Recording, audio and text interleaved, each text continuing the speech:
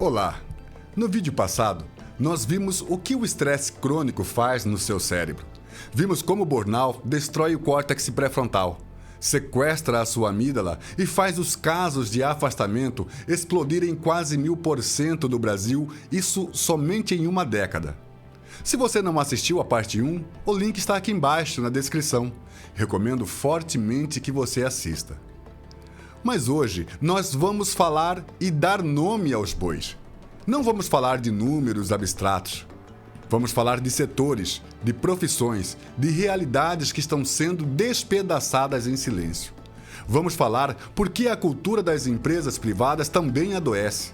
E, principalmente, o que a ciência nos mostra que realmente resolve o burnout. Sou Alaelson Gomes, psicólogo e neuropsicólogo.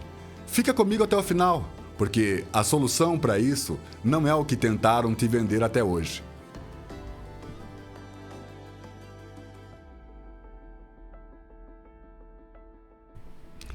Vamos começar pelo setor que deveria ser o mais protegido de todos, que paradoxalmente é um dos que mais adoecem: os profissionais da saúde. Imagina trabalhar num hospital público. Você entrou para a medicina porque quer curar, porque quer aliviar a dor, porque acredita que pode fazer a diferença, assim como todos os outros profissionais da saúde. Depois de anos, mais de 10 anos para ser exato, você está num plantão de 24 horas. E esse já é o terceiro da semana. Com falta de materiais básicos, com pacientes esperando horas por uma maca, com familiares desesperados que às vezes se voltam contra você. E você ainda precisa sorrir. Você ainda precisa ser empático. Ainda precisa ser o profissional perfeito. E não podemos limitar esse sofrimento apenas aos médicos. Temos que considerar outros profissionais que também sofrem, e sofrem muito. Talvez em níveis diferentes, talvez em percepções diferentes, mas sofrem com tudo isso que acontece. Estou me referindo aos técnicos de enfermagem, aos enfermeiros, aos auxiliares, às recepcionistas, aos fonoaudiólogos, fisioterapeutas, enfim, todos aqueles profissionais da saúde que passam o maior perrengue na saúde pública. A pergunta que fica é: quanto tempo você aguenta assim? Uma pesquisa da PebMed, em parceria com o Grupo AIFA, aplicada durante a pandemia, mostrou que 83% dos profissionais de saúde apresentavam sinais de burnout. 83%. Em plena pandemia, quando o mundo dependia deles, a maioria estava destruída por dentro. Um estudo de 2020 da Universidade Federal do Rio Grande do Sul detalhou ainda mais. 79% dos médicos, 74% dos enfermeiros e 68% dos técnicos em enfermagem, com todos com alto nível de burnout. São categorias inteiras em colapso. E o Conselho Federal de Enfermagem levantou um dado ainda mais preocupante. 70% dos enfermeiros já sofreram algum tipo de violência no trabalho, quer seja ela física, verbal ou moral. 70%. E qual é a consequência prática de um profissional de saúde em burnout? É aqui que a coisa fica séria para toda a sociedade. O burnout em saúde está diretamente associado à redução da empatia. O médico, por exemplo, começa a ver o paciente como um problema a ser resolvido, não como um ser humano em sofrimento. O burnout em saúde está associado ao aumento dos erros médicos, porque o córtex pré-frontal enfraquecido, lembra? Está no primeiro vídeo. Falha na atenção, falha na tomada de decisão, falha no planejamento. E está associado à intenção de abandono da profissão. Ou seja, nós podemos perder uma geração de profissionais de saúde, não por falta de vocação, mas por falta de condições humanas de trabalho. Agora eu quero falar de outro grupo, um grupo que forma tudo, que forma médicos, engenheiros, advogados, que forma uma nação. Eu quero falar agora do grupo dos professores. Pensa numa professora da rede pública municipal. 35 alunos por sala, em média, material didático insuficiente, sala quente, barulhenta, conflito entre os alunos e às vezes até mesmo violência. Reuniões de pais onde ela é culpada por tudo. Salário que não cobre as despesas do mês e quando cobre, cobre muito mal. E ela ainda precisa fazer a diferença na vida de cada criança ali. Qual é o limite humano disso? O dado é brutalmente claro, meus amigos. Mais de 150 mil professores da rede pública brasileira foram afastados, isso só em 2023, por questões de saúde mental. São dados aqui, da Confederação Nacional dos Trabalhadores em Saúde, em conjunto aí com o INSS. Uma pesquisa da Unicamp mostrou que 72% dos professores relatam já ter sentido sinais de esgotamentos ou de colapso mental. São 7 em cada 10 professores. E tem um dado ainda mais assustador. O consumo de antidepressivos entre professores cresceu 60% em uma década, isso segundo a Anvisa. 60%. Esses profissionais estão medicando o sofrimento causado por um sistema que os explora. E o sistema continua funcionando como se nada tivesse acontecido, como se estivesse tudo bem. O Brasil é líder mundial em transtornos de ansiedade, segundo a Organização Pan-Americana de Saúde. É o 5º país em depressão. E quem forma as gerações futuras está adoecido. Vocês conseguem ver conexão aí? Agora, o terceiro grupo que eu quero mencionar é um grupo sobre o qual as pessoas têm muito preconceito. E que, por causa desse preconceito, sofre de um jeito ainda mais invisível. Eu estou falando dos servidores públicos em geral. Mas aí você vem falar, Laelson, servidor público tem estabilidade, trabalha pouco, não pode ser demitido. Eu ouço isso todos os dias. E essa é uma simplificação que faz muito mal, além de ser muito perigosa. Até porque estabilidade não é antídoto contra adoecimento. Na verdade, em certos contextos, a estabilidade pode até criar uma armadilha psicológica muito específica, sabia?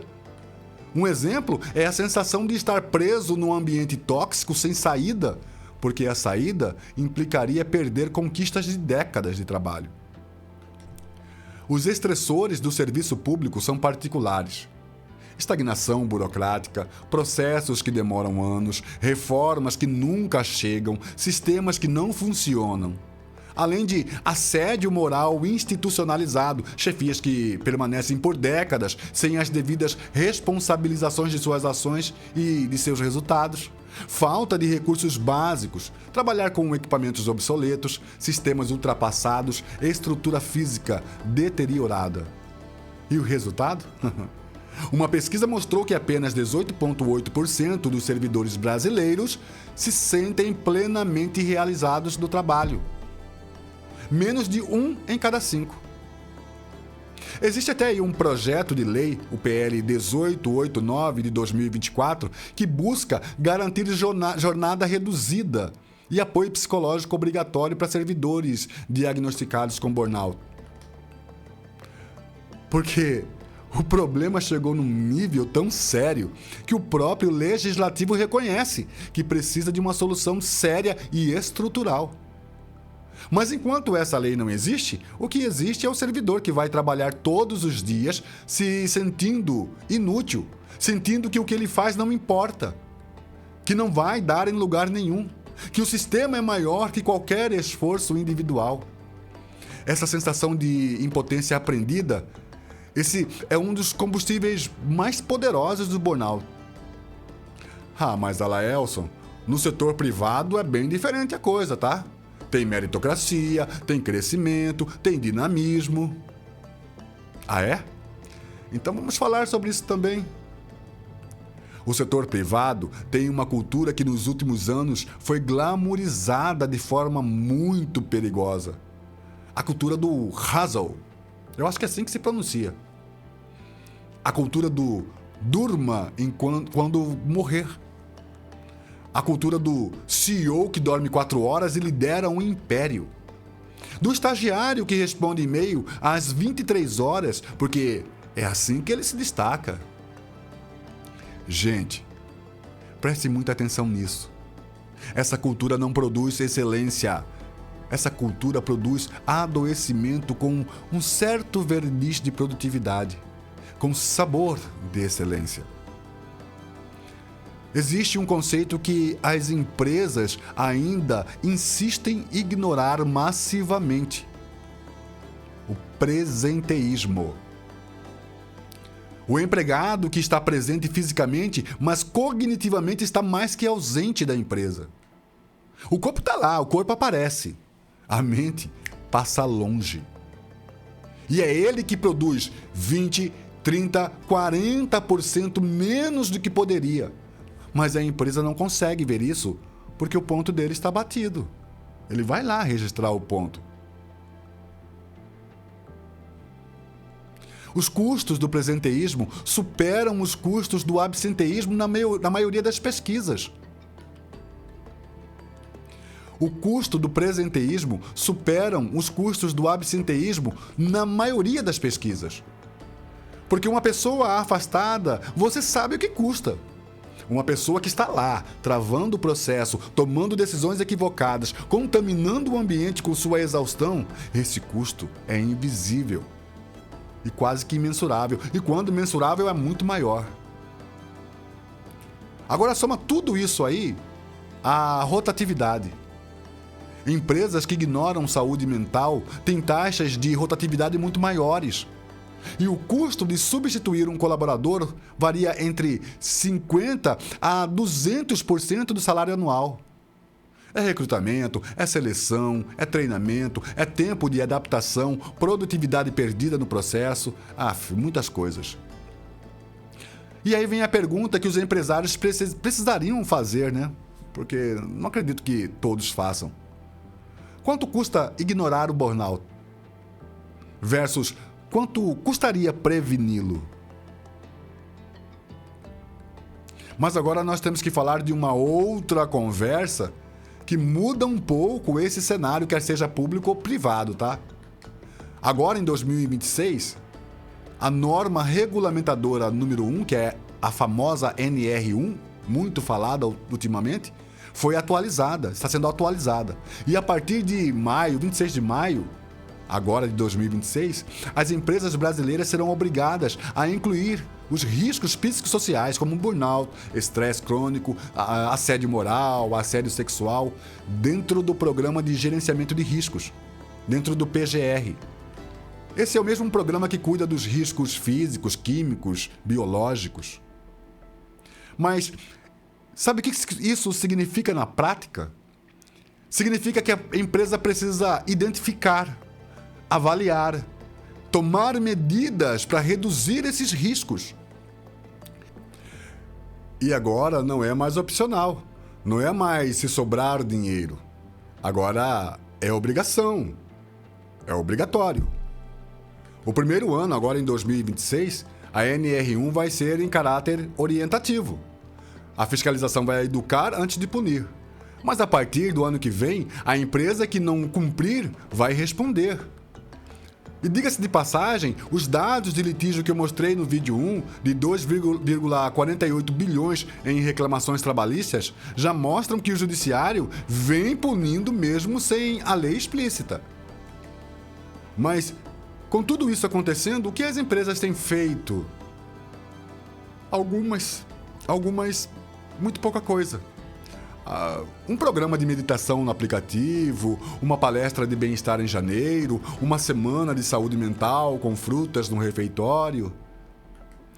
Eu respeito todas essas iniciativas, mas nós precisamos ser honestos aqui. Elas não são suficientes quando a causa do adoecimento é estrutural.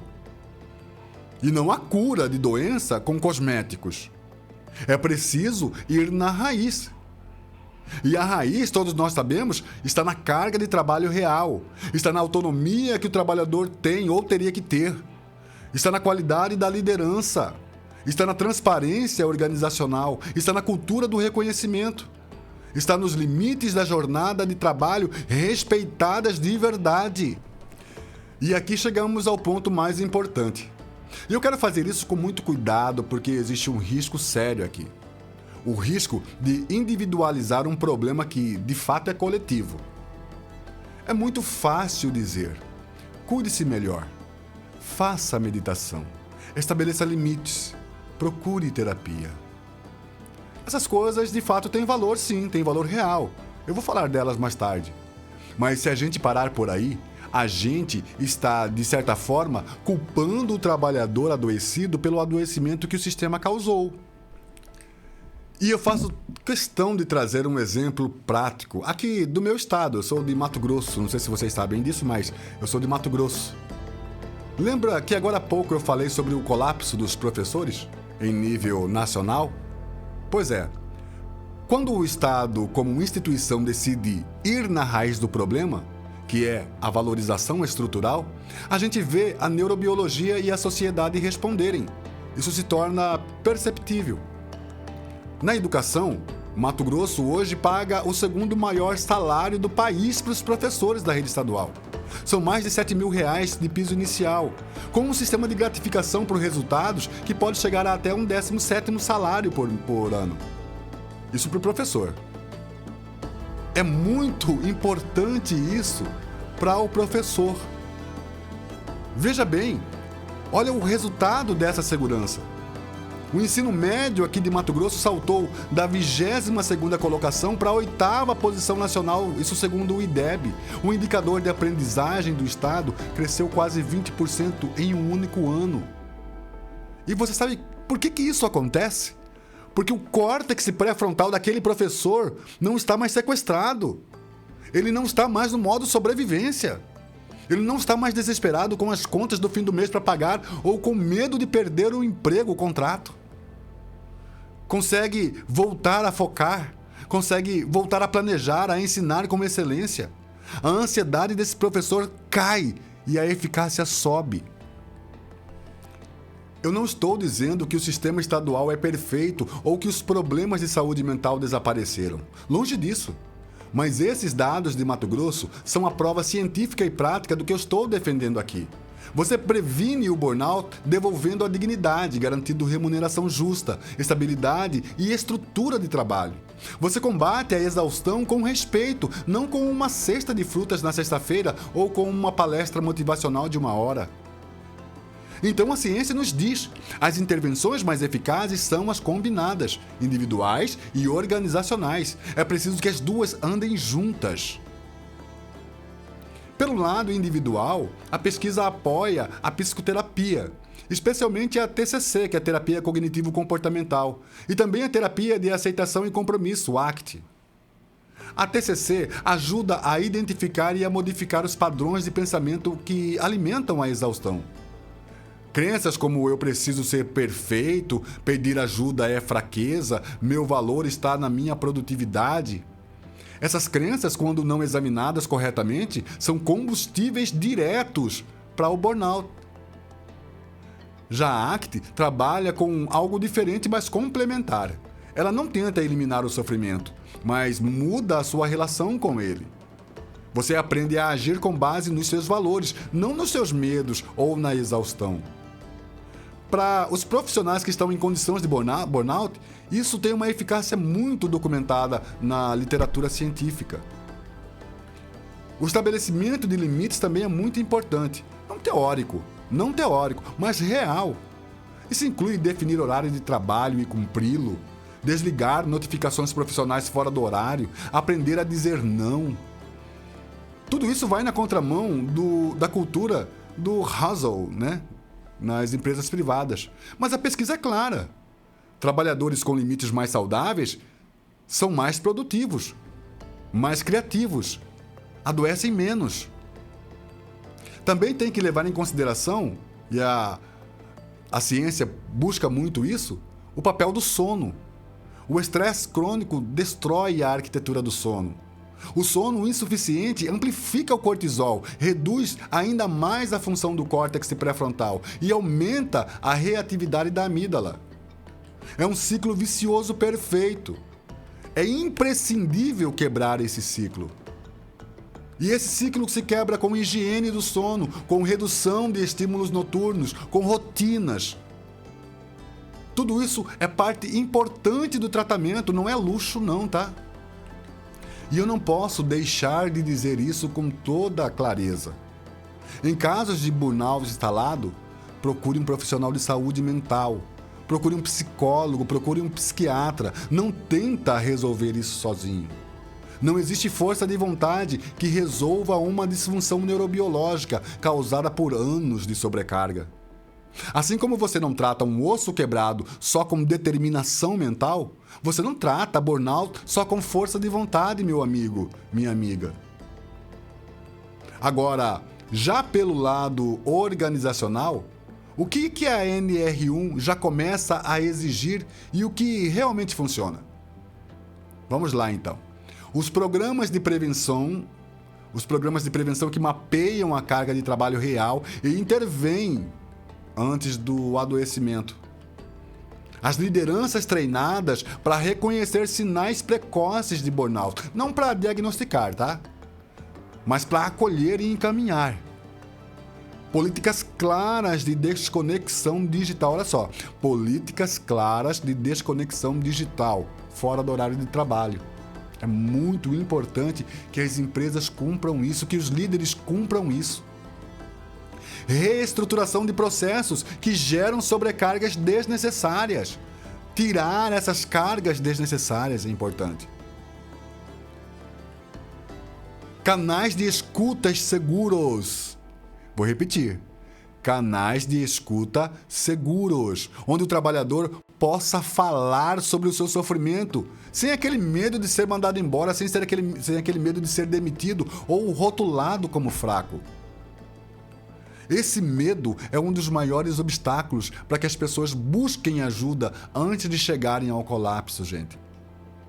A pesquisa mostra que empresas que investem em saúde mental dos colaboradores têm retorno de R$ 4 a R$ 6 para cada real investido. Eu vou repetir para você esse dado. As empresas que investem em saúde mental verdadeira, tá? Dos seus colaboradores têm retorno de R$ 4 a R$ 6 para cada real investido. Se o argumento moral não convence esses empresários, então que o argumento econômico possa convencê-los. E aí vem um papel fundamental que é o do psicólogo, tá? E eu não estou dizendo aqui apenas aquele psicólogo de consultório, mas o psicólogo organizacional, o neuropsicólogo, o psicólogo do trabalho. Aliás, esses profissionais deveriam estar dentro das empresas, dentro das instituições públicas, mapeando riscos, fazendo intervenções precoces, formando lideranças. Não como um adorno, mas sim como um estrategista, como estratégia. E antes de encerrar aqui, eu quero falar com você, que talvez esteja nesse lugar. Se você assistiu esse vídeo e se reconheceu, se algo aqui te tocou de um jeito que foi além do intelectual, se enquanto eu falava você pensava, isso é comigo, isso sou eu, ou isso é fulano, isso é cicrano, eu quero que você ouça com muita atenção. Você, ou quem quer que seja que está passando por isso, não é fraco, porque isso não é fraqueza. Isso é uma resposta humana, biológica, neurobiológica. As condições que extrapolam a sua capacidade de adaptação. O seu cérebro está funcionando exatamente como deveria.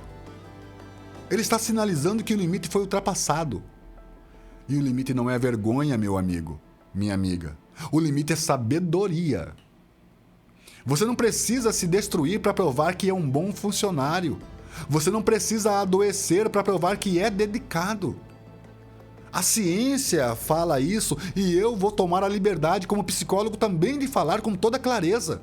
Seu valor como ser humano não está na sua capacidade de produção. Aliás, nunca teve. Então, cuide-se. Procure ajuda. Fale com um profissional. E se você está numa posição de liderança, por favor. Se você está numa empresa, numa escola, num hospital, numa instituição pública, use tudo o que você viu hoje aqui, porque a saúde da sua equipe é sua responsabilidade moral. E a partir da nova NR1 passa a ser também legal. Nós temos um longo caminho pela frente nesse país, mas ele começa com consciência.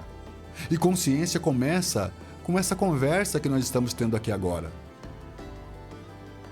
Se esse conteúdo fez sentido para você, se você aprendeu algo, se você vai usar algo daqui, por favor, deixa um comentário me contando. Qual parte te tocou mais? Qual foi o dado que mais te surpreendeu?